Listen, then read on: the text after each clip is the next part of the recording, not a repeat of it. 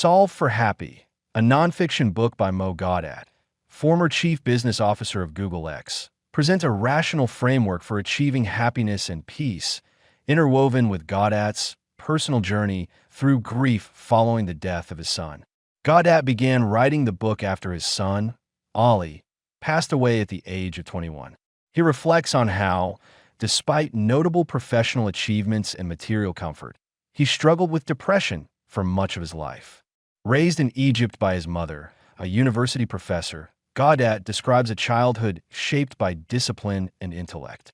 Later, while working in Dubai, his depression intensified to the point of becoming nearly unbearable, prompting him to develop a systematic equation for happiness. He eventually shared this equation with Ali, and together they refined it. When Ali died unexpectedly during a routine medical procedure, Gawdat relied on the framework they had created as a way to survive his loss. The book emerged from this process. Gawdat introduces the equation by asserting that happiness is our natural or default condition, meaning it must be found internally. Seeking happiness from external sources will inevitably lead to disappointment. He characterizes emotional experience as a continuum rather than a simple division between happiness and unhappiness. From there, he outlines his logical method for achieving happiness, exposing 6 common illusions, recognizing 7 universal blind spots, and understanding 5 essential truths. The first illusion Gawdat challenges is the inner voice we all hear, which he claims is not truly us, but rather our brain sending signals. Because of this, we are free to reject or question our thoughts. Thinking we cannot do something does not make it true. The next illusion is the belief that we are the central characters directing our own lives.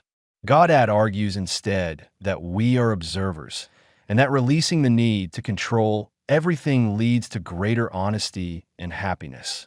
He then dismantles the illusion of knowledge, asserting that genuine wisdom lies in recognizing how little we actually know. Another illusion concerns time. The past and future are constructs, while only the present moment truly exists.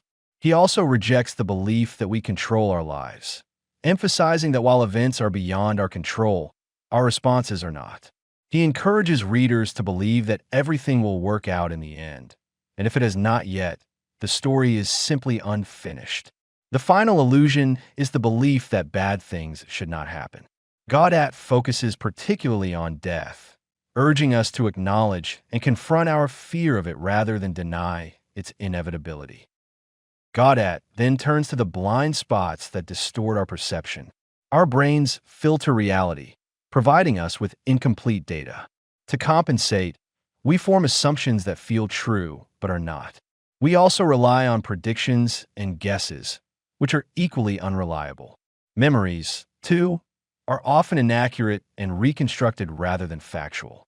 We simplify the world through labels, which can misrepresent reality, and our emotions frequently skew our perceptions. Finally, exaggeration further warps how we interpret events. The book concludes with what Gawdat identifies as fundamental truths. Living fully in the present moment, he argues, is a natural state of happiness. Gratitude and choosing a path that feels effortless are signs that we are moving in the right direction. He emphasizes generosity and love, noting that the more we give to others, the happier we become. Accepting death and our lack of control over it reduces fear and anxiety. Gawdat also reflects on the improbability of human existence, concluding that expecting divine intervention is misguided. He ends the book by recounting his immediate response to Ali's death, acknowledging that nothing could undo the loss, and revisiting some of his son's final words, each of which became a foundational element of Gawdat's renewed pursuit of happiness. Thank you for watching. If you enjoy this video, leave a like and subscribe.